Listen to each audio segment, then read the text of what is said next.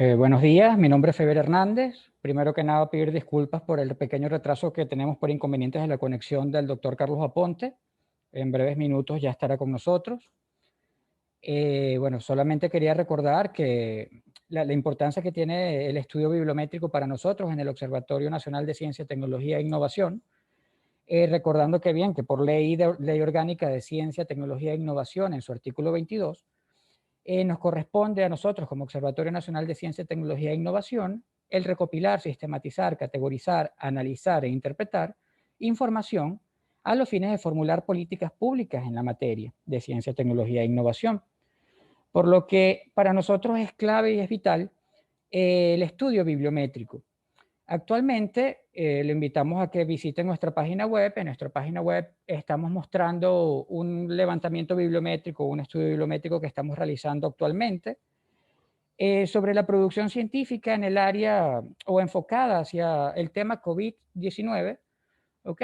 En donde reflejamos la producción científica tanto nacional o internacional, en donde haya participación de autores venezolanos.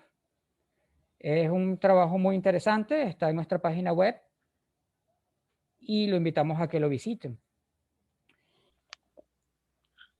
Ok. En nombre del Ministerio del Poder Popular para Ciencia y Tecnología, bajo el liderazgo de la doctora Gabriela Jiménez Ramírez, en nombre del Viceministro de Investigación y Aplicación del Conocimiento, doctor Francisco Durán Colmenares, en nombre de la doctora Grisel Romero Hitler, presidenta del Observatorio Nacional de Ciencia, Tecnología e Innovación, ONTI, y del director ejecutivo, doctor Carlos Abarce Castillo, y de quien les habla, licenciado Feiber Hernández, coordinador de bibliometría del Observatorio Nacional de Ciencia, Tecnología e Innovación, le damos la más cordial bienvenida al ciclo de videoconferencias sobre vigilancia tecnológica. En esta oportunidad contaremos con la participación del doctor Carlos Daniel Aponte Trejo, licenciado en Educación, Mención Biología y Química de la Universidad Católica Andrés Bello, magíster en Microbiología del Instituto Venezolano de Investigaciones Científicas, IBIC, doctorado en Ciencias en Fisiología y Genética de Microorganismos del Institut National de la Recherche Agronomique, INRA de Francia, director de Investigación, Desarrollo e Innovación del Instituto Nacional de Higiene Rafael Rangel, profesor de Microbiología y profesor de la materia electiva Conceptos Fundamentales en Bioterrorismo de la Escuela de Educación, Mención Biología y Química de la Universidad Católica Andrés Bello,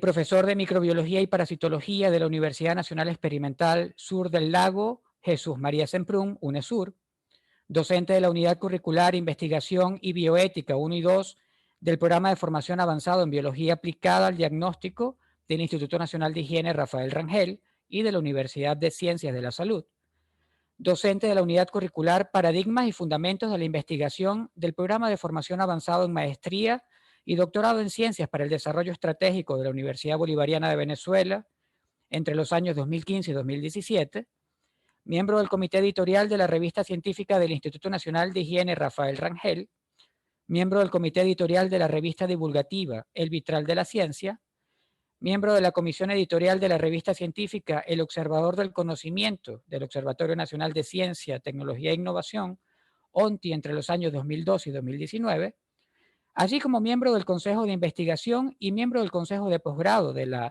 Instituto Nacional de Higiene Rafael Rangel, el cual nos expondrá sobre bibliometría de publicaciones científicas y la generación de indicadores no convencionales. En esta conferencia se quiere mostrar que el modelo organizacional de las ciencias naturales, extrapolado además a otras ciencias, y de la lógica burocrática del cuerpo de administradores de la investigación, cuya visión es propiamente tecnocrática, los cuales no conocen ni reconocen otra cosa que los proyectos, según Bourdieu, con lo que la evaluación de la actividad científica deviene en un eje imprescindible para todo programa de investigación que se intente implementar en la sociedad. Para ellos, el factor de impacto suele ser seleccionado como el índice bibliométrico por excelencia. Sin embargo, desde los años 80 se ha debatido y alertado sobre el sesgo que parece producir este tipo de análisis. Sin más que agregar, le cedemos la palabra al doctor Carlos Aponte, no sin antes realizar el siguiente recordatorio. El ponente tendrá un tiempo aproximado de 45 a 55 minutos. Los participantes deberán mantener en silencio sus audios. El chat se abrirá 10 minutos antes de finalizar la ponencia para que puedan hacer sus respectivas preguntas. En el transcurso de la jornada estaremos recordando nuestras redes sociales. Y asimismo, esta ponencia está siendo grabada y posteriormente la estaremos subiendo a la plataforma YouTube del observatorio. El espacio es todo suyo, doctor Carlos. Buenos días. ¿Me escuchan? Buenos días. Disculpen el retardo, bueno, varias cosas, internet inestable por mi lado y transporte, bueno, se conjugan a veces para que uno no pueda estar realmente pues a la hora y me disculpan por eso. Sin embargo, bueno, vamos a comenzar. Como ya fui presentado, debo dar las gracias pues a las autoridades del observatorio, del Ministerio de Ciencia y Tecnología, obviamente, por siempre me han tendido la mano invitándome a estos foros. He estado colaborando varios niveles con estos foros y bueno, siempre estoy dispuesto a colaborar en la medida de lo posible. Y bueno, me sugirieron pues la posibilidad de que disertar y reflexionar un poco sobre ese tema, sin duda un tema amplio para la discusión y la reflexión, que es el de bibliometría de publicaciones científicas y la generación de indicadores no convencionales. Justamente cae en este momento histórico que estamos viviendo, este tema, pues este tema, como lo vamos a ver a lo largo de la charla, pues está dando mucho de qué hablar y hoy es tema, sin duda, sigue siendo tema de discusión muy interesante sobre el hecho de publicar científicamente los datos, los hallazgos, etcétera, incluso las reflexiones, porque yo insisto, el aporte reflexivo que tiene la ciencia, de los científicos, la gente que hace investigación es importante también como aporte, no solamente en términos de artículos originales. Entonces, comencemos.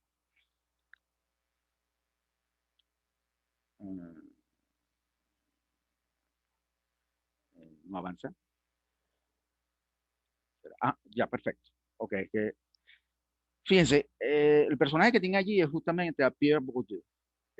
Justamente la frase que dio introducción a mi presentación está ahí porque es parte del escrito que voy a dejar a la ONTI en parte para la publicación, etcétera, que se hace aquí en el observatorio. Entonces, justamente, y quiero comenzar justamente con esa frase, y a lo largo de la charla ustedes van a ver que efectivamente hay varias citas de mi propio escrito porque ha sido parte de mi proceso reflexivo en el momento en que fui invitado a la charla, pero que además eran reflexiones que vengo acumulando por diversas razones de estar justamente en comités editoriales y en discusiones importantes con respecto, incluso aquí mismo en el Observatorio Nacional de Ciencia y Tecnología, sobre qué cosa publicar. Entonces, bueno, fíjense bien lo que dice Pierre Bourdieu en un excelente libro que recomiendo, sobre todo para aquellos que somos y estamos vinculados con la universidad, es Homo Academicus, un excelente libro que decortica, obviamente, la realidad francesa académica, pero que no deja de ser extrapolable a muchas instituciones académicas y universitarias en general. Como le digo, decortica literalmente las estructuras de poder y de organización de la academia. Y simplemente, pues, como muchas de las obras de Pierre Bourdieu, es sin duda un texto insolayable, porque hay que definitivamente leer. Y que yo recomiendo profundamente. Bueno, en ese texto, Homo Academicus, en un pequeño pie de página, él dice algo como lo que tenemos allí, en el modelo organizacional y tecnológico de las ciencias naturales, y extrapolando además a otras ciencias, porque acuérdense que el modelo organizacional, incluso la base sobre el cual se monta las estructuras de ciencia, tecnología e innovación, ya desde su génesis, que ya vamos a hablar un poco también de eso, tiene que ver mucho con lo administrativo, con lo organizacional, con lo racional, supuestamente. Pero bueno, pero ahí, como ustedes ven, pues dice en el modelo organizacional y tecnológico de ciencia natural y de la lógica burocrática del cuerpo de administradores de la investigación, porque una cosa son los investigadores y otra cosa son los administradores de la investigación científica. Entonces, cuya visión, la de estos administradores, es propiamente tecnocrática. Eso es interesante de parte de Pierre Bourdieu, un largo análisis, insisto, que hace en su texto Homo Academicus, de llegar a una cierta conclusión de que buena parte de eso que garantizan la administración de la ciencia, la tecnología e innovación en diversos países, en este caso, pues la atención de un análisis en un país occidental, reconoce que efectivamente son tecnócratas de ese conocimiento. Entonces, dice, a los cuales además parece no importarle, no logran reconocer otra cosa que los proyectos, dice él. Yo agrego a ese texto, por eso digo que Bourdieu, digo, hasta proyecto, yo agrego además que ahí podemos agregar pues las publicaciones en revistas de alto impacto, la frecuencia de citas, la productividad del investigador, etcétera, que muchos de nosotros que estamos en el campo de la investigación conocemos. Entonces, les hace tener esencialmente una perspectiva positivista de la práctica de la investigación y la ciencia, y eso es cierto. O sea, no hay dudas que el proceso, más allá de lo que podamos discutir en términos filosóficos, la posición es esencialmente positiva. Entonces, y fíjense que yo hago un llamado justamente aquí abajo, como una especie de pie de página en la misma gráfica, donde digo, bueno, lo tecnocrático es racionalizar, pero ojo, como decía nuestro amigo Nicolás Telat, no todo lo que es racionalizable es racional. Y eso es interesante tenerlo en cuenta, porque lo racional depende un poco de cuán evidentes son los objetos de estudio. Y como ningún objeto de estudio viene como un manual práctico sobre su actividad y su quehacer, realmente pues lo racional requiere un proceso reflexivo mucho más profundo que simplemente racionalizar, simplemente a partir de una serie de unas pocas variables, creer que tengo el objeto conocido. Entonces, por ahí comienza la reflexión y entonces volvemos al modelo organizacional que tenemos y que se ha impuesto un poco a lo largo del mundo, y lo vamos a ver, es que de alguna manera ese modelo organizacional tiene un objetivo, que es legitimar racional y empíricamente el mismísimo acto humano de investigar. No podemos olvidar que el que hace investigación es un ser humano.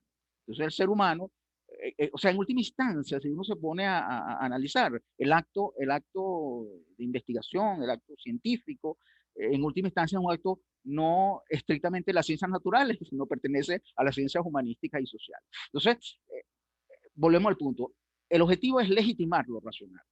Y yo, es más, yo agregaría esa frase que fue rescatada de un texto de epistemología, más que legitimar lo racional, estamos legitimando, en este caso estos modelos, son los de racionalizar, como estaba diciendo en el pie de página. Entonces, más bien legitimar lo que es racionalizable y empíricamente el mismo acto humano de investigar. Entonces, esto, en términos generales, según ese modelo y según ese objetivo y de hecho esa posición filosófica de legitimación, se sustenta en el hecho de que eso tiende a ser un reflejo objetivo de la realidad de la actividad científica. Es decir, que una vez que yo detecte algunas variables, yo estoy siendo suficientemente objetivo de lo que está pasando dentro de esa inmensa maquinaria compleja y organizacional que es la ciencia, la tecnología y la innovación de cualquier país. Entonces, seguimos. Entonces, si partimos del hecho que estamos reflejando de forma objetiva una cierta realidad de una actividad humana, que en este caso es la ciencia, entonces tengo, según el orden tecnocrático, yo tengo que traducir esas cualidades en cantidad. O sea, de alguna manera, yo puedo aceptar algún tipo de análisis cualitativo, pero tanto mejor si yo puedo cuantificar. Entonces, acuérdense que la ciencia en mucho se sostuvo y en buena parte se sigue sosteniendo en traducir los datos que provienen de la realidad en cantidades, ¿ok? Entonces, y eso es lo que se llama matematizar de alguna manera, para decirlo de alguna forma, pues matematizar la realidad. Entonces, la evaluación de la actividad científica deviene, por tanto, y se convierte, como por arte de magia, agrego yo, en el eje imprescindible sobre el cual todo programa de investigación, tecnología y desarrollo que se intente implementar en cualquier grupo, comunidad, laboratorio, institución, etcétera, deberá comparecer ante este tribunal del conocimiento. Es decir, siempre habrá una especie de consejo, de estructura administrativa, de una especie de jurado, si se quiere, que deciden a partir de, insisto, un cierto nivel de objetividad de una actividad humana, traducir eso en una evaluación. O sea, ¿ok? En una, de forma contundente en una nota, pues, por decirlo, recordando nuestros años de estudiante, ¿no? O sea, eso tiene que traducirse en una cantidad, ¿sí? En un valor que define en qué punto de una cierta curva está ese investigador o ese grupo de investigación o la productividad científica de un país. O sea, cualquiera de estas cosas más o menos son tasadas aproximadamente de la misma manera. Entonces, allí tienen un reflejo pues, de lo que significa las revistas científicas, que son parte del reflejo de la actividad de un investigador. Y bueno, para todas estas estructuras organizacionales tecnocráticas, eh, elementos como el factor de impacto, pues obviamente fue el factor preferencial mucho y sigue siendo el factor de selección preferencial para este tipo de evaluación. Insisto, para el investigador, para un cierto grupo de investigación o incluso, insisto, para cualquier producto, y básicamente producto que es publicable, el factor de impacto suele ser un factor casi imprescindible para este tipo de evaluación organizacional. Entonces, entonces, esto lo convierte en uno de los índices bibliométricos por excelencia y lo hemos oído a lo largo del tiempo que este era el factor, uno de los factores principales. Y uno siempre, uno se mete en el portal de cualquier revista, uno, cuál es el índice de impacto de Science, cuál es el índice de impacto de Nature, cuál es el índice de impacto de la revista de médica de Caracas. O sea, y uno trata como de buscar siempre, y en términos de relaciones con investigadores nacionales o internacionales, buscar cuál es la mejor revista donde puedo reflejar mi investigación. Sin embargo, a pesar de que todavía eso sigue en los cerebros de muchos de nosotros, los investigadores, la verdad es que desde los ámbitos de la evaluación y la gestión de investigación, desde los años 80 se ha debatido y alertado sobre el sesgo que parece producir este tipo de análisis bibliométrico. Es decir, que publicar en Nature, obviamente yo publico en Nature o publico en Science y todo el mundo científico nacional me va a reconocer.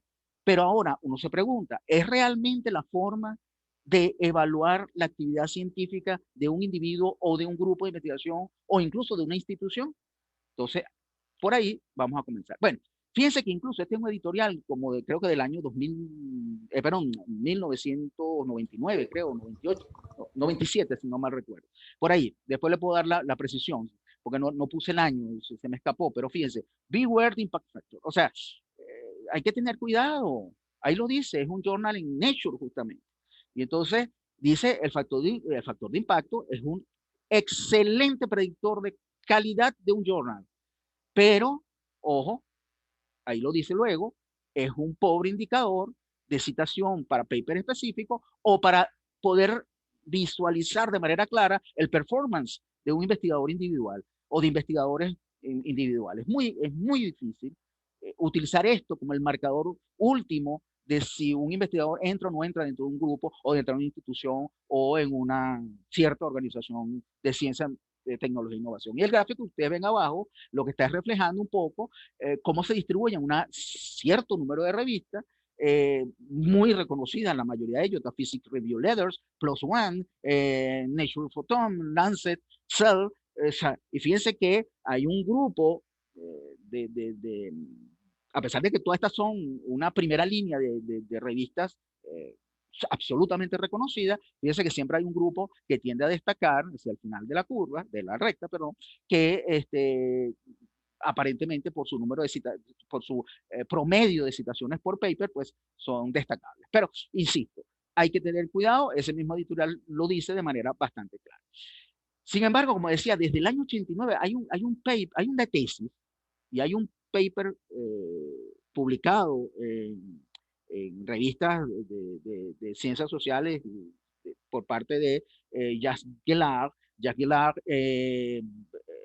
publicó su tesis sobre los investigadores y la emergencia de comunidades científicas nacionales en los países en desarrollo. Esto fue un trabajo, insisto, yo creo que es un trabajo que todavía se puede leer. Estuve revisándolo de nuevo un poco, antes de venir a la charla, o antes de preparar la charla, y de verdad que hay una serie de datos interesantísimos que yo siento que no han pasado de moda. Y fíjense la figura que acompañaba uno de los artículos que escribía el mismo Jacques Gellard para Research. Eh, y uno ve fue claramente cómo ese individuo que está allí es un individuo de países en desarrollo, pues, o representa lo que sería un investigador haciendo investigación en un país en desarrollo. tratando de mostrar su productividad, que un papercito que ustedes ven ahí, y el otro lo ve con cierta indiferencia. Yo creo que el caricaturista es muy claro con respecto a eso, y le voy a leer, justamente aquí estoy liberando el paper o el artículo que aparece en la research, y dice algo así como, se lee a menudo que la ciencia del tercer mundo no representa más que el 5% de la ciencia mundial. Entonces, pero es verdaderamente tan marginal, se preguntaba el autor. Entonces, sí, si nos referimos a las bases de datos internacionales que comprendían la producción científica, sí, eran 5%, pero no cuando se constata que estos bancos de datos son extraordinariamente selectivos en relación con las revistas científicas elegidas. Entonces, de 70.000 revistas científicas, solo se utilizan 3.000 para hacer el baremo. Entonces, y le estoy diciendo esto en el año 89, ¿ok? Entonces, le estoy dando ese marco histórico porque es importante que recordemos, muchos quizás de los que están presentes a través de la interacción que estamos haciendo síncrona, sabrán qué significa esto claramente. Quizás los más jóvenes probablemente no, pero insisto, pasamos una larga época en la cual estos países representamos solo un 5% de la productividad, cuando éramos tasados solo con 3.000 revistas que eran reconocidas de manera categórica como de primera línea. Entonces, es decir, si recordamos la figura, aquí en esa figura se ve perfectamente, esa caricatura, se ve perfectamente que hay un proceso de invisibilización. Es decir, un factor importante de esta aparente invisibilización era la existencia de bancos de datos extraordinariamente selectivos, como acabo de decir, y donde las revistas científicas seleccionadas, pues como ya decía, el dato era que de 70.000 revistas científicas que entonces existían, solamente se utilizaban 3.000 para hacer la tasa. Entonces, el ranking. Entonces, entenderá lo que significaba eso para cualquier investigador con intereses de que su reflexión, sus datos de investigación pudieran ser reflejados. Entonces, claro, esas características dio además tuvo sus, ¿cómo se llama? Sus consecuencias. Sus consecuencias en nuestro país. Fíjense, esto es un ejemplo, está en francés y me disculpa, pero lo saqué directamente de la tesis de Gillard, y dice, no hay comunidad científica en el país. Y ese país, ese investigador que está hablando por respecto a su país, es la India. Y sucede que la India era, en el momento, en el año 89, era dentro de esa producción enorme de revistas que se hacían y de era dentro de los países en desarrollo, era uno de los que tenía mayor productividad científica. Sin embargo, ese científico en esa comunidad decía, eh, yo me encuentro solamente con colegas en el extranjero. Eh, es, es una verdadera comunidad en el seno del cual uno puede intercambiar proyectos, artículos, y se pasan cosas que realmente uno se siente estimulado. En el exterior, aquí en la India, no hay estimulación, no hay ningún estímulo, perdón. Nuestro estímulo viene del exterior, por el correo, intercambio a través de líneas telefónicas, etc. Entonces, el espíritu del investigador estaba muerto, o estaba muerto en aquel momento. Entonces, agregar esta dependencia del exterior, es decir, del occidente, es también el leitmotiv que permite a muchos de estos investigadores conservar esto en sus argumentos. Pues. Entonces, efectivamente, y esta pequeña frase que le leí allí, que lo que denota es la enorme dependencia que tenían los investigadores con el exterior y por tanto con el occidente, se refleja en mucho en nuestro país. Y sigue siendo en buena parte así. Es decir, nosotros creemos que somos investigadores si somos reconocidos en el exterior. Entonces, ese juego viene, insisto, de toda una construcción que gira alrededor de cómo era la producción y cómo se medía la producción científica de un país.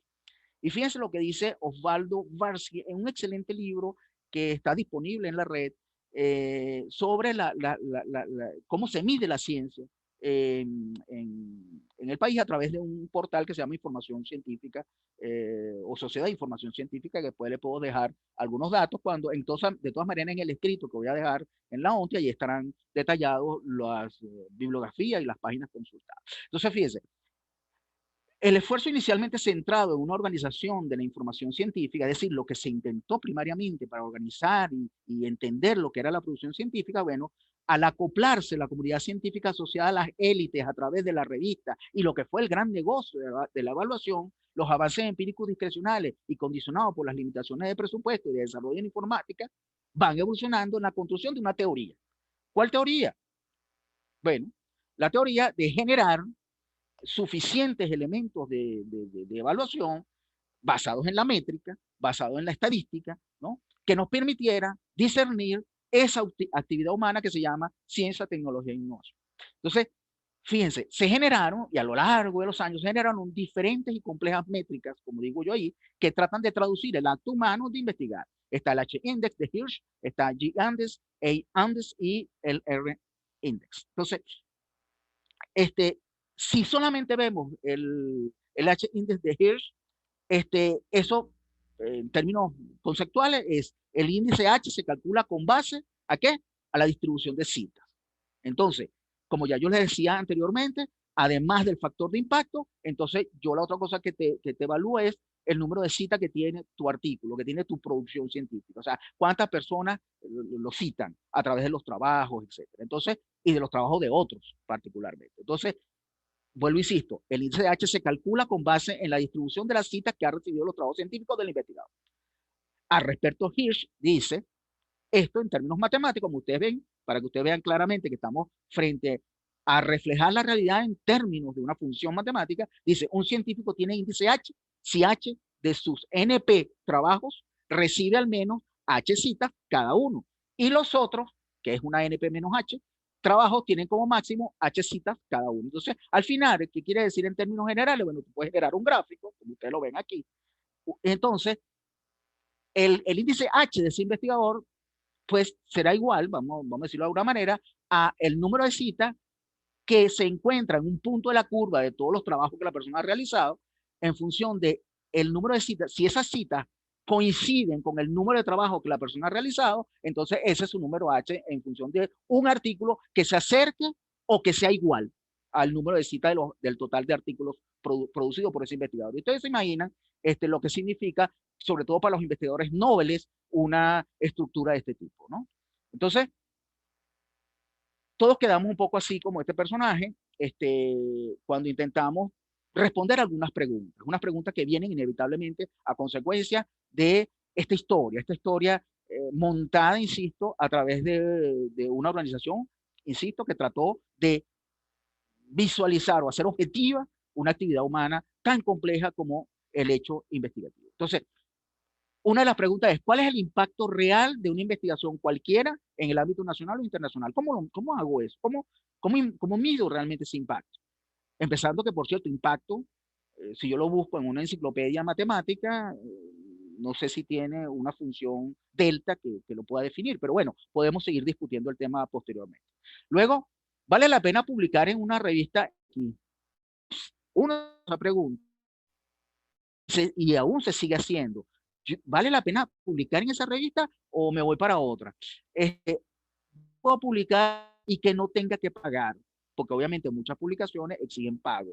Entonces, esas preguntas ya vamos a ver cómo se ha ido resolviendo, pero quiero que tengan en cuenta que eran muchas de las preguntas que en buena parte hoy algunos investigadores y muchos se siguen haciendo. O sea, no es tampoco que ya pasó la época, no, sino de todas maneras vamos a ver lo que ha sucedido en los últimos años. Considera mi consejo de evaluación científica mi artículo publicado en la revista científica del Instituto Nacional de Higiene Rafael Rangel. Es verdad que en uno de esos jurados académicos de la Universidad Central o de la Universidad Simón Bolívar, no sé, asumen el artículo que se produce en nuestra revista con igual impacto que si hubiese publicado en Nature. Pregunta en el aire. No tengo ninguna asociación con institución alguna nacional o internacional. ¿Podré publicar este artículo en alguna revista? O sea, una persona que no tiene ningún vínculo real con ninguna institución o nacional o internacional, se puede preguntar, ¿podría publicar este artículo en alguna? En el pasado era imposible, insisto. Bueno, evidentemente, Internet ha abierto las puertas del cielo y del infierno y esto está en desarrollo. Creo que por ahí queda una pregunta, ¿cuál es la relevancia y conocimiento de nuestros investigadores? Pues es otra de las preguntas que hay que responder. Y, insisto, intentamos objetivizarla. O sea, ¿cuál es la relevancia y conocimiento de nuestros investigadores? Y normalmente lo traducimos en el número de publicaciones, en el número de asistencia a congresos, como siempre un número, ¿ok? Y bueno, estamos en eso, estamos justamente discutiendo y reflexionando sobre la validez o no de este tipo de aceptación o de análisis, o si estos análisis son realmente justos, ¿no? Antes de la llegada, bueno, puse ahí la película famosa de La Llegada, está incluso ganadora de premios. Bueno, pues nada más por utilizar la palabra, antes de la llegada, ¿no? Estaba el Chemical Astra, por ejemplo. Todos los que pasamos por ahí alguna vez, y a algunos se nos caerá la cédula, pues, fíjense que ahí dice 1984. Pasamos por estos enormes textos, ¿no? Que era realmente la internet del momento. Entonces, esto ocupaba una sala enorme de las bibliotecas. En el IBI, pues, existían cientos de tomos y uno tenía que ir a consultar, pues, en estos tomos. Y uno tenía que ver esta letra pequeñita que ustedes ven aquí. Y en esta letra pequeñita, a través de la temática seleccionada, en este caso historia, educación y documentación, en química, pues, hay una serie, una lista, pues, códigos y título del paper o del artículo y de dónde venía y dónde se encuentra. Entonces, a partir de esos datos, usted se llevaba su código, bueno, y ahí el bibliotecario nos ayudaba a localizar la referencia de interés, o uno mismo la ubicaba. Entonces, esto llevaba, como se da cuenta, pues un tiempo mucho más largo, más amplio que lo que podemos tener ahorita al clicar en la pantalla, ¿no? Entonces, pero sí, la llegada de qué, de obviamente Internet. Internet hoy, ante la avalancha de data que hoy constituye Internet, yo de hecho le doy el nombre, si es una Big Data bibliométrica, definitivamente. Hoy estamos ante un verdadero estallido de producción literaria y de información científica sin parangón en el mundo y en el tiempo que ha tenido la existencia de la humanidad, definitivamente. Eh, Nuestra nueva biblioteca de Alejandría, sin duda, es Internet, ¿no? Eh, y del mundo de la ciencia, la tecnología y la innovación, pues obviamente hay una Big Data importante. Pero entonces, esos enormes sesgos que estructuraban el mundo científico del pasado, a través de Science Citation Index, el Mainstream Science, el Kimmel Astra, el Institute for Scientific Information, el famoso ISI, hoy parecen, si uno es suficientemente, si se quiere hasta sarcástico, hoy parecen onnubilados, ensombrecidos. Incluso yo puse la palabra desplazados en interrogación porque, bueno, no es exactamente un desplazamiento, pero bueno, queda allí en el aire, ¿no? Porque efectivamente esta red infinita que hoy es Internet está generando una situación muy particular con respecto a la métrica. Esas métricas que en algún momento se inventó por allá ya en los años 50 había ya suficientes datos, pero vamos un poquito más adelante. Pero lo que es cierto, que pareciera imponerse lo alternativo. Es decir, no hay duda que yo no puedo seguir midiendo a una persona o a un investigador, a un grupo de investigación, a una institución con el Science Citation Index, con la Mainstream Science, con el Institute for Scientific Information. No, no, ya no parece ser suficiente. Entonces, en ese Big Bang que estamos observando, los índices bibliométricos, porque definitivamente va a haber un Big Bang definitivo con respecto a las nuevas, alternativas y revolucionarias formas de intentar ver la productividad científica de un grupo, insisto, de un individuo, de un grupo o de una institución o incluso, obviamente, de un país. Ya no puedo seguir utilizando las antiguas formas de medir a alguien. O sea, yo dudo que nuestras academias y universidades hayan actualizado literalmente sus índices bibliométricos para evaluar la productividad científica de cualquier investigador de su plantilla. A mí, o sea, a uno le siguen pidiendo, dime tus últimas publicaciones, dónde publicaste, o sea, y uno se pregunta, ante este Big Bang, no nos parece que estamos quedándonos algo primitivo a la hora de evaluar. Seguimos. seguimos en el Big Bang y ha aparecido todo esto. Insisto, yo seleccioné algunos, pero son cientos. Estoy seleccionando quizás, obviamente, quizás los más destacables.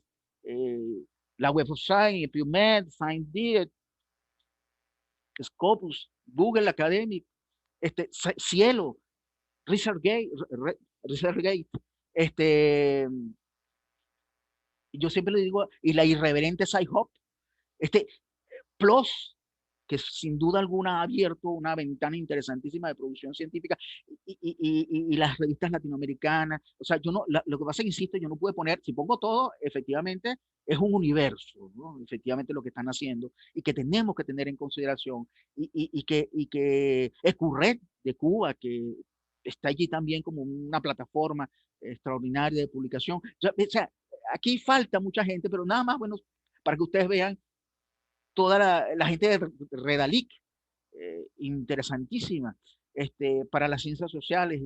Por eso le digo, o sea, esta es una investigación que apenas comenzaría. Google Academic trata de seguir haciendo algo que se parece a cuánta gente te cita, por ejemplo, pero yo creo que la cosa todavía está, eh, tenemos que revolucionar, definitivamente. Porque se impone, no, no es porque tenemos, no, por una especie de idealismo, no, no, no, no, es que la realidad nos está empujando inevitablemente a revolucionar la forma en que hacíamos evaluación de la organización de la ciencia, la tecnología e innovación, señor. El, fíjense bien, el Institute for Scientific Information basó buena parte, se basa en el trabajo del doctor Eugene Garfield, el fundador original y un pionero de la ciencia de la información. De allí comenzó todo. Y el ICI hoy, ¿no? Que lleva el nombre de la empresa que fundó Garfield, que es la precursora de la Web Science, se restableció en el 2018 y sirve de sede para la experiencia analítica guiada por legado adaptado por responder a los avances tecnológicos. Ese es el objetivo general de ICI. Aquí está nuestro Eugene Garfield. Y fíjese bien, con todo y eso, fíjese que Garfield dice, según un escrito de Oswaldo Barsky, dice, en numerosas oportunidades, Garfield reconoció que su propósito no era establecer una medida de la calidad de la ciencia, sino un sistema de conteo de la utilización efectiva de la información científica. Eso es interesante cuando uno, por eso es que uno tiene que leer historia para saber realmente si lo que los demás están argumentando es cierto. Pues sucede que el fundador de ICI no quería exactamente eso. Y dice, todavía en el 98, Garfield reconocía que la nueva generación de científicos e incluso los cientometristas, es decir, lo que hacemos bibliometría, necesitan que se les recuerde periódicamente que la Science Citation Index no fue originalmente creado para realizar estudios cuantitativos, sino calcular, cuantitativo, calcular el factor de impacto, ni para facilitar, o sea, nada de eso, ni para facilitar el estudio de la historia de la ciencia. No sirve para eso. No fue diseñado para eso. Y sin embargo, pasó lo que posteriormente el propio Barsky dice, el análisis de cita y la cientometría se basan en la literatura científica y están un paso por detrás de la práctica de investigación que les da origen. Es decir, ¿qué está diciendo Barsky? Barsky está diciendo que simplemente no detectan nada real de lo que está pasando en ciencia, tecnología e innovación, en el individuo, en el grupo, en la sociedad y por tanto en el país. Puede ser visto como representaciones de segundo orden de lo que sucede en los laboratorios o en el escritorio de los científicos. Entonces, mientras este debate sigue abierto, porque estuve leyendo incluso, insisto, bibliografía muchísimo más reciente, que insisto, será reportada en el escrito que ya cederé a la ONTI, mientras ese enorme debate se realiza y que sigue realizándose, insisto, en la actualidad y sigue dando eh, ¿cómo se llama? Mucho debate, mucha discusión por cómo hacer para reflejar la productividad de la ciencia, la tecnología e innovación, e insisto, en cualquier estructura, aparece también Instagram, Facebook, Twitter, WhatsApp, blogs, incluso páginas web personales, institucionales, que irrumpen con fuerza descomunal para abrir un nuevo universo de métricas posibles. O sea, yo no puedo olvidar que esto está pasando. Y ahora, ustedes se preguntaron, pero ¿cómo hago yo para registrar ese enorme universo? Pues ya veremos, pero esa es una discusión abierta, una discusión que tenemos que dar y definitivamente, el factor de impacto está cada vez, definitivamente quedó envejecido, ondulado y incluso podríamos decir desplazado. Entonces, todo, todo lo que está pasando en ese Big Bang del que estaba hablando, sin embargo, parece converger en elementos bien claros. hay un evento de convergencia en puntos bien claros. La instantaneidad, el flujo perenne, lo dinámico, lo inmediato y lo contiguo. O sea, no hay, es algo que parece que no se detiene. La persona, literalmente, hoy el investigador, de alguna manera tiene un cierto nivel de empoderamiento de lo que significa su producción científica y su capacidad de reflexionar sobre la ciencia, la tecnología y la innovación. De manera que estamos realmente hoy en una situación bien interesante que, por cierto, de manera, ¿cómo se llama? Casi cínica, yo pongo esta frase que está aquí. Los instrumentos de socialización científica duradera y de apropiación científica del saber se deberían dar. Eso lo decía justamente Gellar en su famosa tesis del año 89, que los instrumentos de socialización científica duradera y de apropiación científica del saber era necesario implementarla urgente. Yo creo que eso es lo que estamos viviendo. Se ha producido unos verdaderos instrumentos de socialización de alguna manera científica duradera y de apropiación científica del saber. Es decir, nosotros hoy tenemos una oportunidad, cada uno de los científicos casi de manera individual tiene la posibilidad de hacerse presente en esa instantaneidad, en ese flujo perenne, en lo inmediato, en lo continuo dinámico. Es cierto que las revistas de gran peso siguen siendo las revistas y los comités editoriales de estas revistas siguen teniendo mucho peso, pero sin duda alguna no podemos negar que la visibilidad, y aquí me quiero recordar de bueno, sí, nuestro filósofo querido, aunque él tenía las dos nacionalidades, española y venezolana, pero él se sintió también muy venezolano y userista, nuestro amigo García Vaca, en aquella reflexión sobre la verdad real, pero la utilizo, aunque no debe utilizarse en ciencia, pero yo voy a hacerme el atrevimiento de utilizar esa reflexión de Juan García. Dice, la visibilidad es lo patente, es decir, lo que veo del ente, lo que está allí, lo que está claro de la realidad. O por eso fíjese que las palabras patente, presente, tienen el ente. El ente es lo que está, es la realidad inmediata, lo que veo, lo que toco, lo que siento. Entonces ahí está claramente lo expuesto a ojos, miradas, tacto, orejas, pies, mente. Todo eso es patente, presente, inocultable, inevadible a los ojos, evadible, perdón, inevadible a los ojos. Y a él le encanta desestructurar la frase para que vean de dónde viene, ¿no? O sea, que no se evade, está allí, ¿no? Ante los ojos. Hablando de la verdad real, ¿no? Que es una verdad más mística, pero insisto, me gustó la idea de lo patente, de lo real, de lo inmediato, de lo que observo delante, ¿no? Y esa reflexión de García Vaca lo utilizó para hablar de lo que hoy significaría visibilidad. Eh, de hecho, ahora salen textos que hablan de la preocupación de muchos sociólogos, psicólogos, etcétera, de la necesidad de la visibilización. Eso va a pasar, efectivamente. Y hoy más bien ahora vemos cómo nos podemos ocultar, pero no importa. Pero para la ciencia, la tecnología y la innovación, la visibilidad es fundamental, lo patente, lo presente. Entonces, ahora, ¿cómo se hace posible? Bueno, número de descargas se realizan sobre los artículos de un autor o autores, cuántas personas han visto esa publicación en concreto, el número de likes, el número de seguidores, los retweets, el número de comentarios, de interacciones, el número de visitas, el número de veces compartido ese artículo, ese post, lo que sea, el número de backlink, o sea, que es la cantidad de backlink que ingresan a tu sitio web, o sea, es como las redes de la telaraña, ¿no? Por decirlo de alguna manera, y que se conectan a tu sitio. Nosotros estamos contabilizando eso a la hora que una persona entra y debe entrar a una institución o está haciendo investigación en una institución o es una institución la que está produciendo investigación.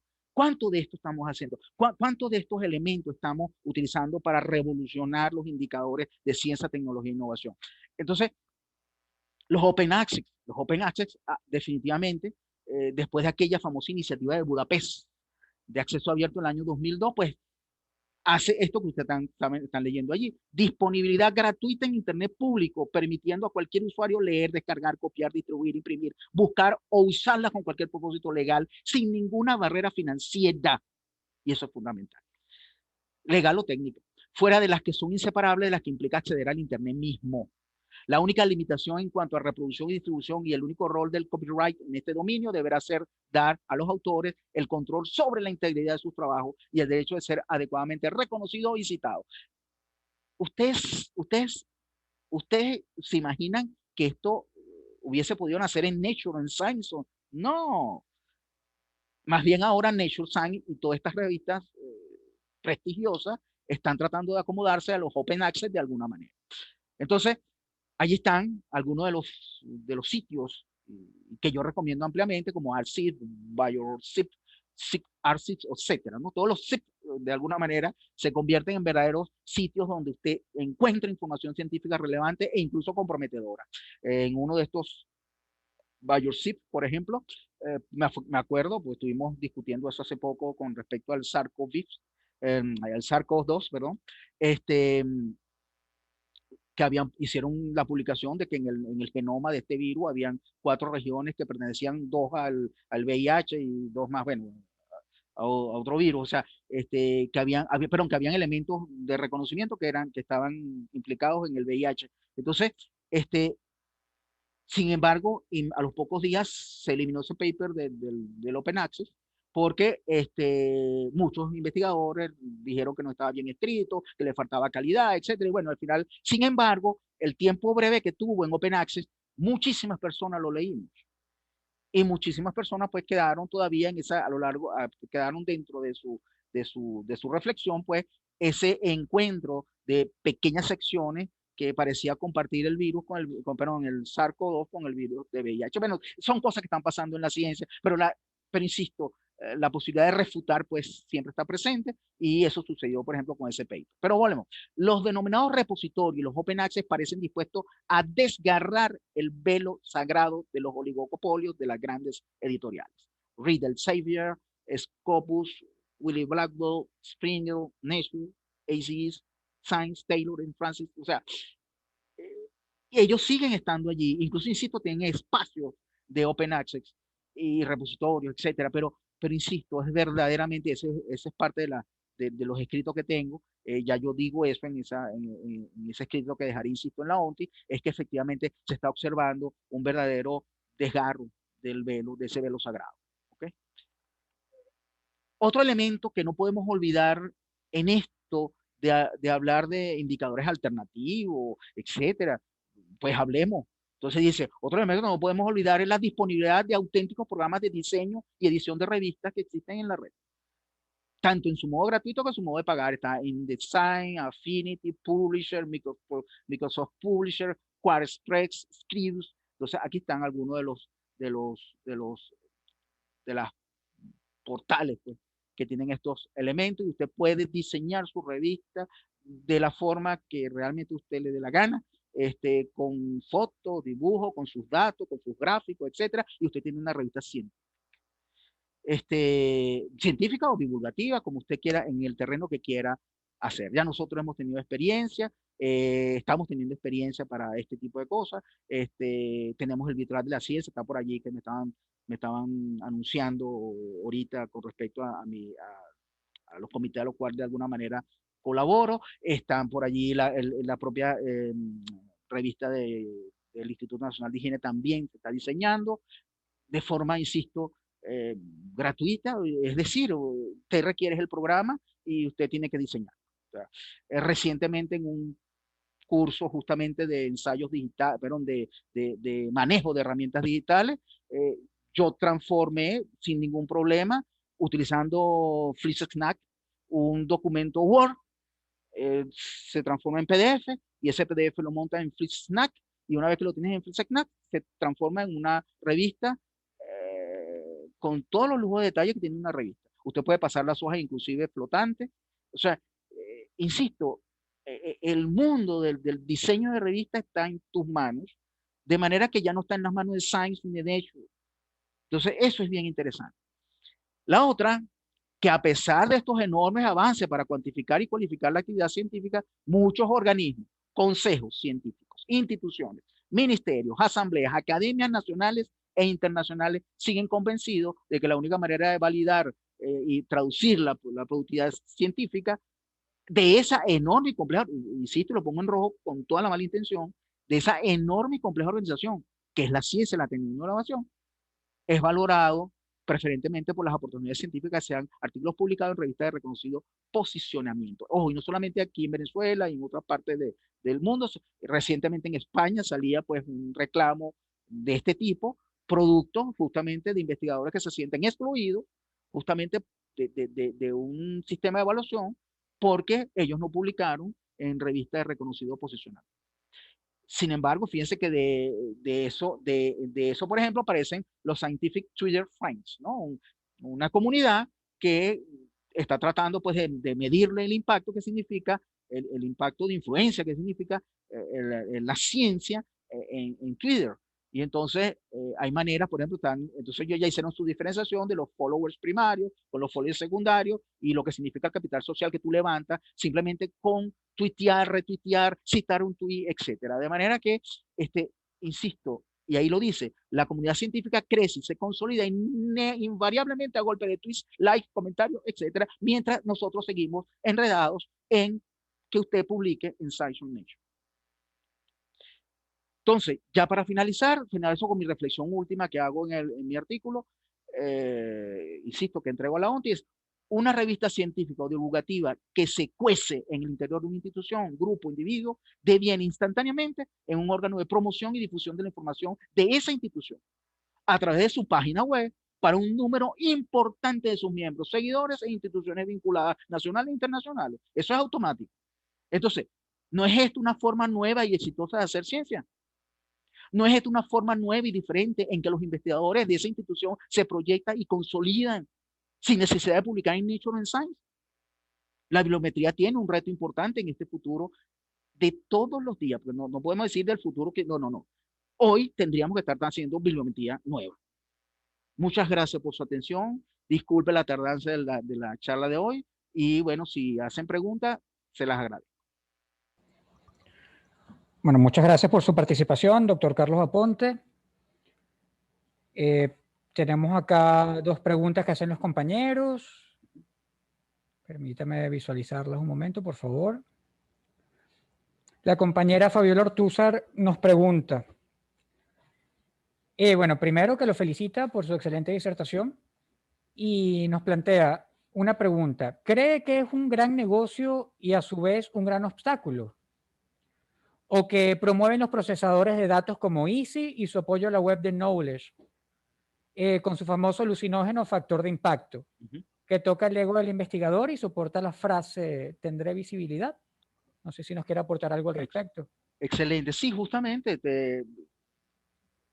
estamos justamente discutiendo el tema y por eso es que la pregunta es muy acorde. Es que, insisto, todavía estamos guiados por el factor de impacto.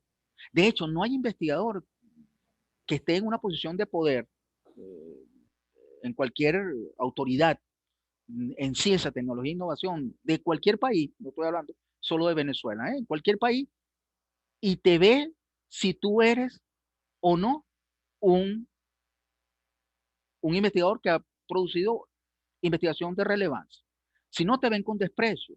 Es la misma caricatura que le enseñé hace poco, sigue siendo un reflejo. Por eso que le digo, aquellos que sepan francés, yo le puedo hacer, o sea, se lo puedo enviar aquí a la ONTI, el texto hermoso de Guelar. Yo pienso que hay que leerlo todavía, porque hay muchísimas cosas que él dice allí que todavía se cumplen del año 89. Es decir, nosotros no hemos evolucionado en términos del concepto de factor de impacto, no hemos evolucionado nada. Es más, como ya decía, el factor de impacto nos dice que yo no hago ciencia seria si yo no tengo, insisto, una publicación en esta revista de ICI de relevancia y que sea reconocido por el ICI de alguna manera. Y no solamente eso, sino que además, si yo no soy reconocido internacionalmente, yo no estoy haciendo ciencia de buena calidad. Ojo, es toda una estructura que insisto, como ya le estaba diciendo, desde los trabajos que bueno, y me vuelvo a recordar que el propio Garfield, Eugene Garfield, que es el que, digamos, inventó literalmente la idea de estructurar y organizar para cuantificar un poco la producción, él mismo estaba diciendo, como ya se los puse hace un ratico, que es injusto la forma de evaluar a un investigador por el factor de impacto. Entonces, ustedes se imaginan pues que el propio conocedor del factor mismo duda de su efectividad. Entonces yo creo que sí, hoy estamos ante una situación, insisto, yo no tengo la ecuación matemática para ver cómo traduzco likes, seguidores, segundos seguidores, descargas, etcétera, en una única ecuación que me permite decir, es que la produce. Pero vamos a tener que hacerlo. Si queremos seguir racionalizando tecnocráticamente la visión y la filosofía para abordar la organización de la ciencia, la tecnología y innovación del país y de cualquier instituto de cualquier país. De esa manera seguiremos, eh, insisto, si utilizamos el factor de impacto o alguno de estos elementos básicos, el factor H, etcétera, seguiremos excluyendo una gran cantidad de lo que significa esa actividad humana. Vamos a ver cómo hacemos para poder congregar todas estas variables, insisto, que significa hoy la visibilidad, que es una evidencia, o sea, somos visibles, cada vez más visibles. Ahora, bueno, necesito traducir esa visibilidad en cuanto a cuán productiva e interesante es esa persona, ese grupo, esa institución. Entonces, sí, claro, es justamente ese es el tema, doctora. Uh-huh.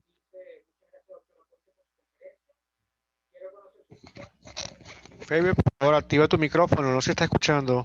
Ay, pero... Ajá, disculpe. Ajá. Okay.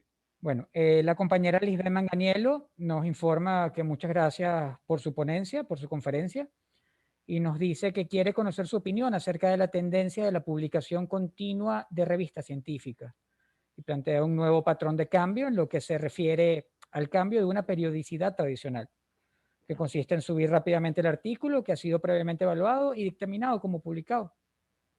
Si nos puede aportar algo al respecto, por favor. Bueno, evidentemente se abre, no hay duda. Lo que pasa es que, vuelvo, insisto, esto tiene que ver con la dinámica, insisto, de la ciencia, la tecnología e innovación, que, insisto, es una organización suficientemente compleja.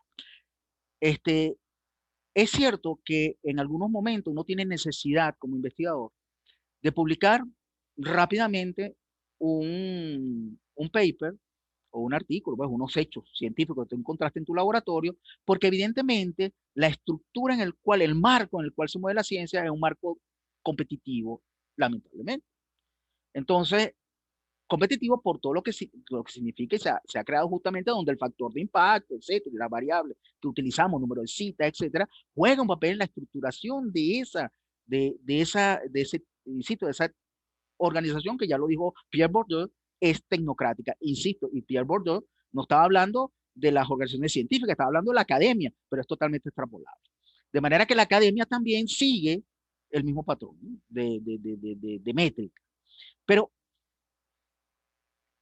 mientras estemos en ese hueco que significa la competitividad, probablemente vamos a tener que seguir produciendo rápidamente un paper. ¿Qué es lo que sucede? Que además que como yo tengo que producir rápidamente un paper, además yo tengo que, de alguna manera, evitar que los demás trabajen también sobre lo mismo y se crean unas estructuras de poder que, insisto, son destacadas en ese trabajo de Homo Academicus. No estoy hablando de una cosa totalmente, ay, que aquí en Venezuela, no, no, no, no. Vuelvo, insisto, Pierre Bourdieu, y se lo leen, busquen ese libro, se llama Homo Academicus, y ustedes van a ver decorticada toda la academia francesa. Decorticada, yo diría que hasta para la molestia de muchos, incluso él lo dice en algunos momentos. Pero, y con un trabajo, insisto, por cierto, el trabajo de Pierre Bourdieu en ese texto es un trabajo científico, social, es decir, le hace unas entrevistas, le hace una organización, hace unos cuadros, unos mapas, etcétera, extraordinarios. De manera que sí, lo recomiendo profundamente porque, y, porque la cuestión es también una cuestión de estructuras de poder. Y entonces, y la ciencia, como ya lo decía anteriormente, construye élites, definitivamente, basadas en el conocimiento en muchos casos, sí, también, basadas en el conocimiento, pero son estructuras que definitivamente, al ser jerárquicas o generan pues situaciones, sobre todo para los pequeños grupos de investigación, para los grupos enemigos e incluso para los investigadores nobles que requieren espacios de investigación. Entonces, obviamente todo esto juega. ¿Por qué todo esto juega papel? Porque estamos insistiendo, es una organización humana. Por eso, la única organización que no puede ser científicamente analizada es la organización, bueno, es la Organización de Ciencia, Tecnología e Innovación, a pesar de que usa el método científico, no se lo puedo aplicar de manera sólida sobre ellos mismos porque debería más bien utilizar mecanismos de humanidades y de sociales que me permitan entender un poco más los mecanismos humanos y las dinámicas humanas, porque lo que sean son dinámicas humanas. Y por eso es que hay dinámicas de poder, dinámicas ¿cómo se llama? De de relaciones humanas, mejores o peores, etcétera, y siempre va a pasar, o sea, es verdad. Pero para entonces yo acercarme a esa complejidad, necesito otros ojos que no son solamente pues, los ojos del factor de impacto.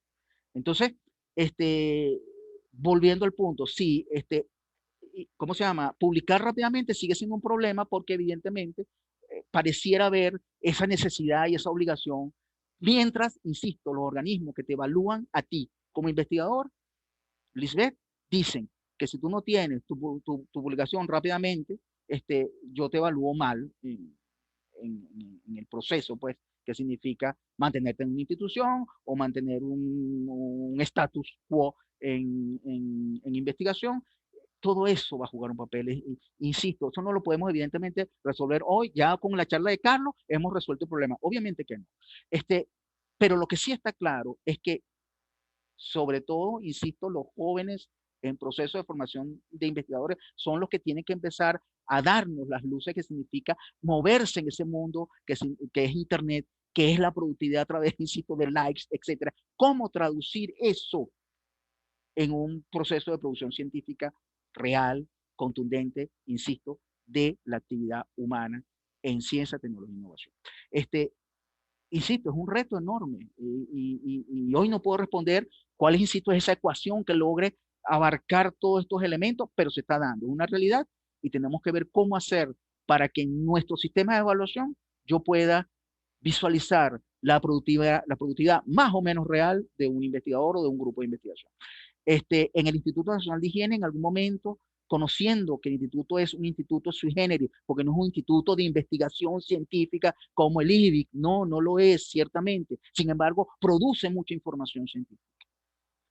Entonces, ¿cómo hacer para evaluar un instituto que está dedicado al servicio de salud de una población y esa es su prioridad, pero además intenta hacer investigación y hay muchos grupos de investigación intentando y que hicieron mucha investigación? Hoy, bueno, la crisis siempre nos ha golpeado, pero ahí siguen produciendo información y yo digo, ¿cómo evalúo una institución de estas características?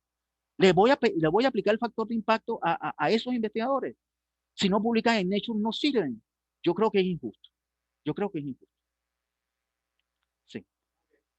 La compañera Paula Moncada estaba cerrando, Tu micrófono, Faber.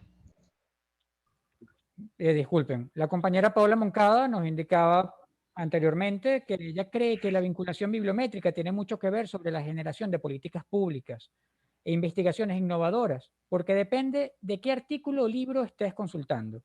Indica que eso conllevará a que tu investigación sea más única y fascinante. No sé qué nos puede aportar al respecto.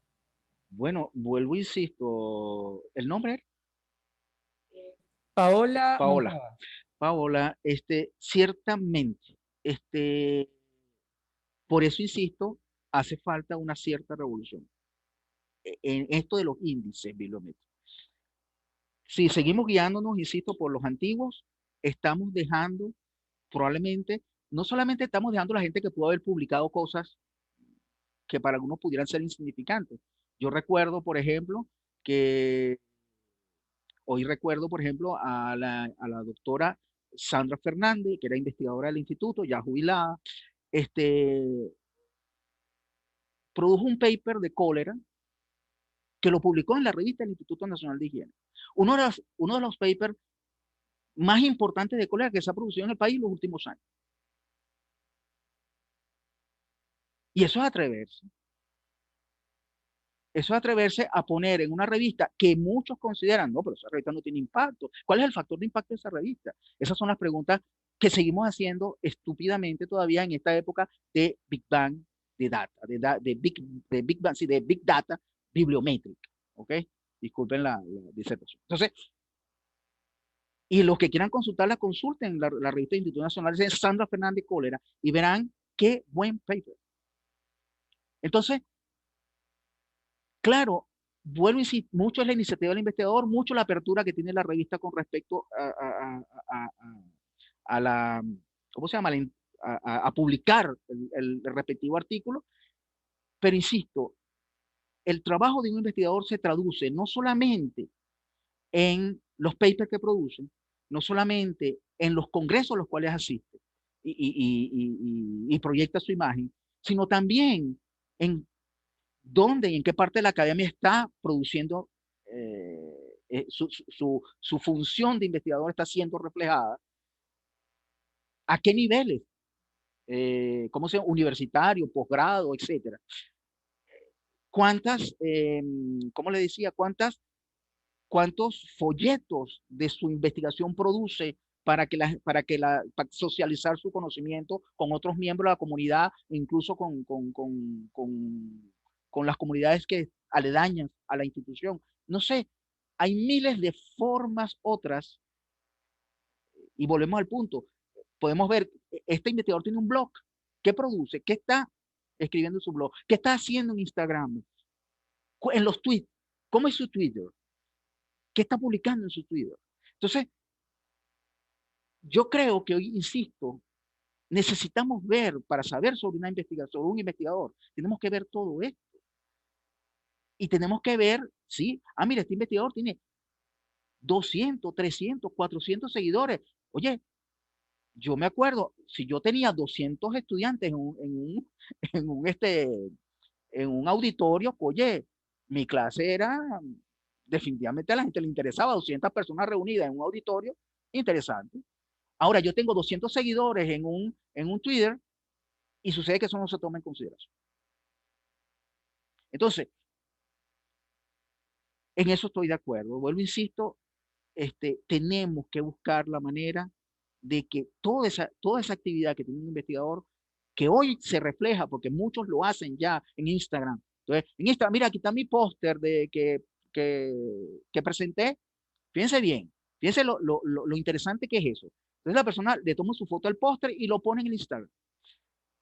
Y en el Instagram tiene, vamos a poner 200 seguidores, o sea, hubo 200 personas potencialmente que vieron su póster. ¿Cómo cuantificó eso? Eso tiene importancia.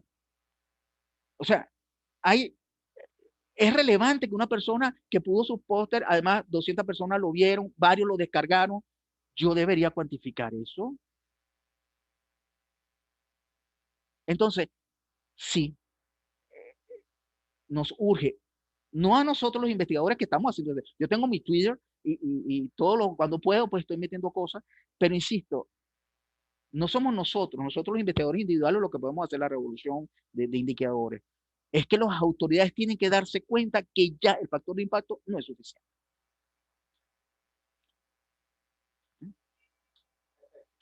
¿Encendiste? Perfecto.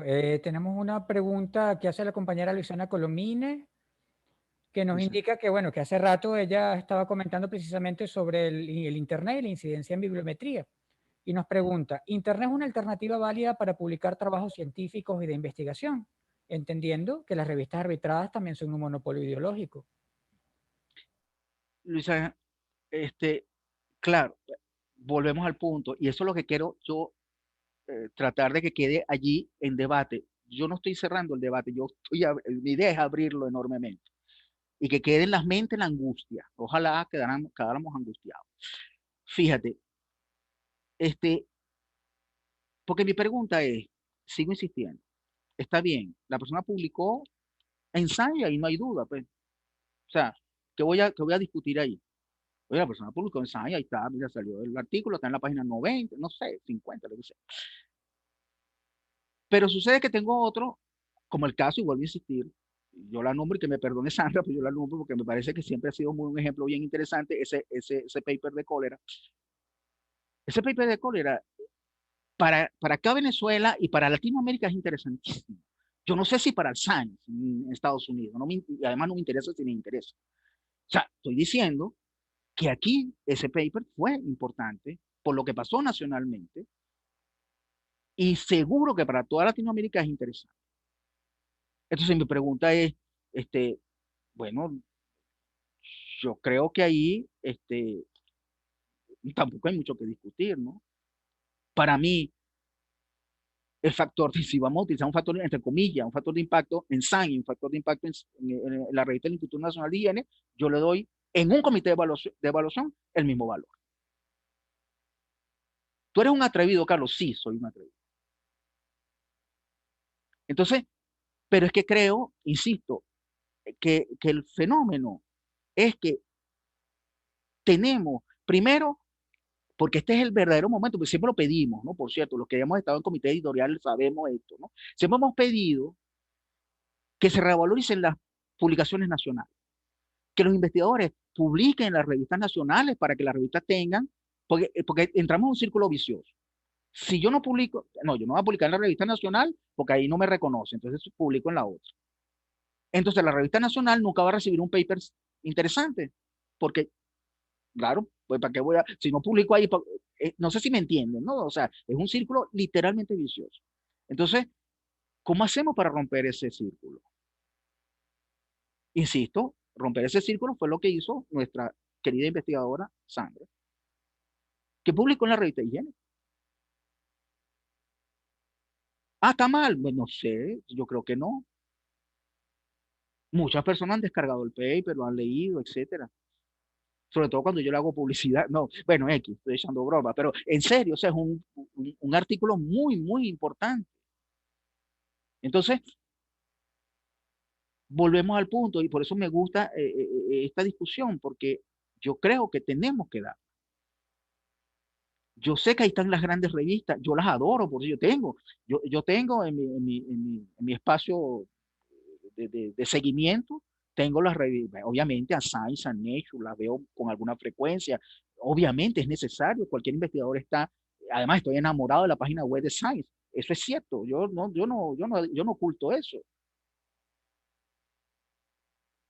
Scientific American ha sido prácticamente una revista que me ha formado como investigador, lo acepto de que era muy, muy joven, o sea, era mi revista que yo llevaba para arriba y para abajo,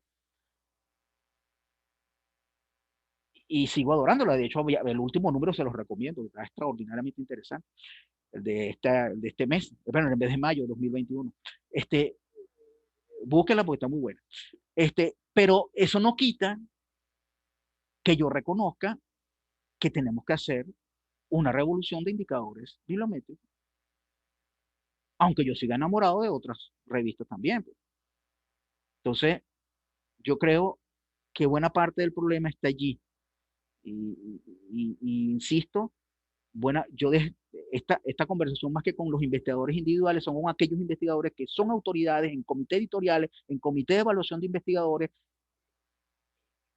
para ver, podemos hacer algo distinto, porque este es el momento, siendo testigo del Big Bang bibliométrico.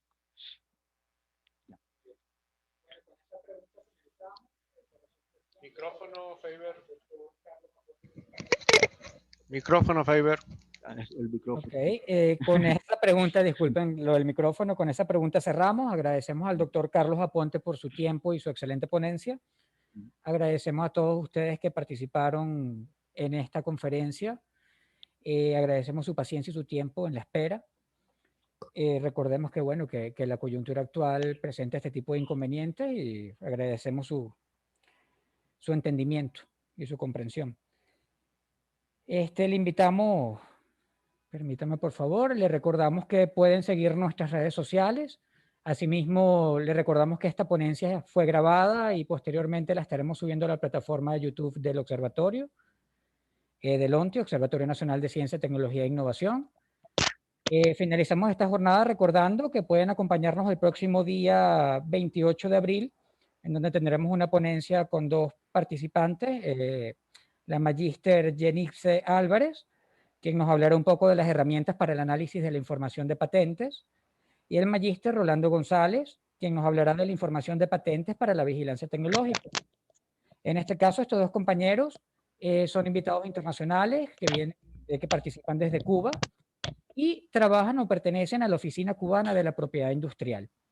La moderadora de dicha ponencia del día 28 de abril va a ser la compañera doctora Grisel Romero Hitler, quien es la presidenta del Observatorio Nacional de Ciencia, Tecnología e Innovación. Agradecemos su tiempo y su participación. Que tengan feliz día. Bueno, gracias a usted. Excelente. Muy valiosa su participación. Gracias, vale. Cónchale, y disculpe que